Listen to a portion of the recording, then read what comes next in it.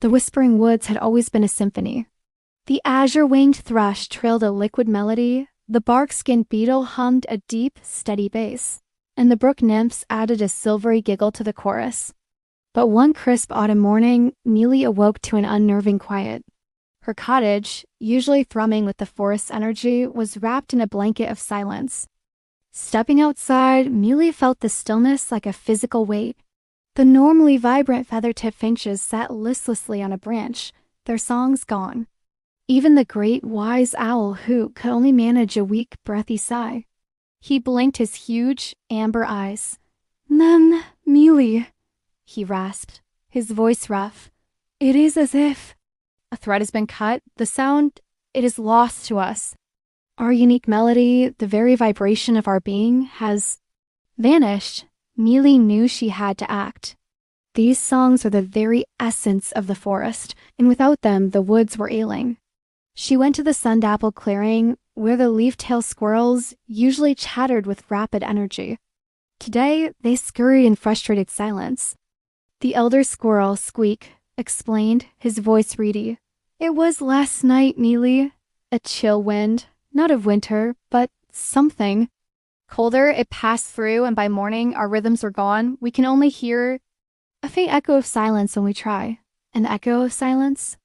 The phrase puzzled Meili. As she pondered, she found tiny, dull silver shards scattered across the moss. They felt unnaturally cold, sapping the warmth from her fingertips. Her journey for answers led her deeper into the woods. The earthworm bards who felt the forest's rhythm through the soil finally gave her a crucial clue. The source was Sarstone Mountain, a forbidden's peak. A great, soulless sound had stretched like a net over the woods, and then all went quiet. Meili began the difficult ascent. The higher she climbed, the more oppressive the silence became.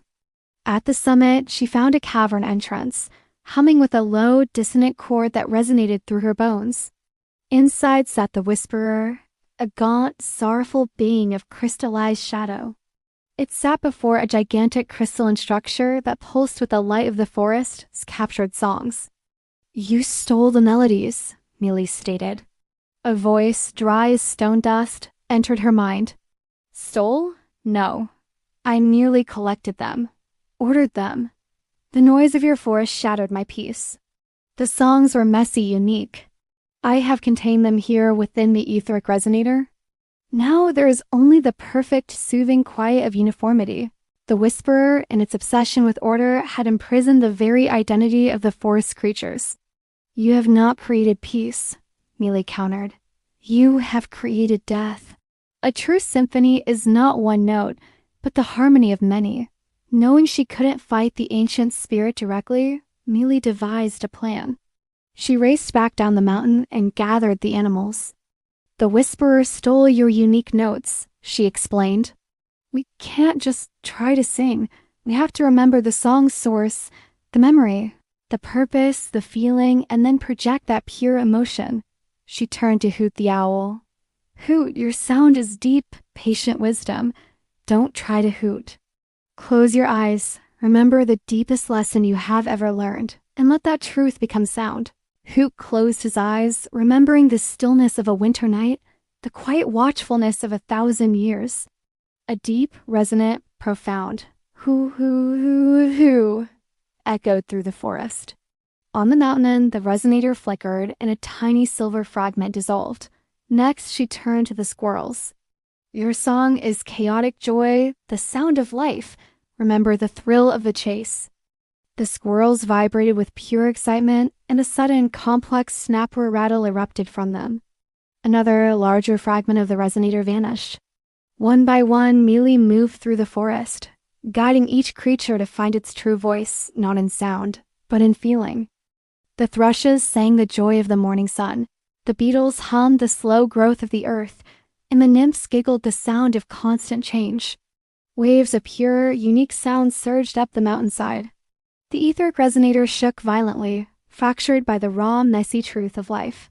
Finally, with a blinding flash, the crystal structure exploded, releasing a glorious, uncontrolled roar of sound that washed over the woods. As the shock faded, the separate songs found their harmonies. The Whispering Woods was born anew, louder, richer, and deeper than ever before. Meili returned to the peak. The resonator was gone. The Whisperer sat alone in the quiet. "The songs are back," Meili said softly. "They are loud," its mental voice replied, now laced with awe. "But they are not chaos. They are connection. True order," Meili said gently, "comes from the harmony of unique things, not the silence of their extinction." Leaving the Whisperer to its contemplation, Meili descended into the vibrant, singing woods. The melody was not lost. It had just been waiting for the creatures to remember who they truly were.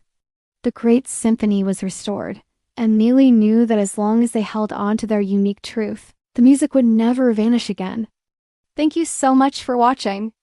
If this story resonated with you, please like, share, and subscribe for more tales from worlds just beyond our own. See you next time.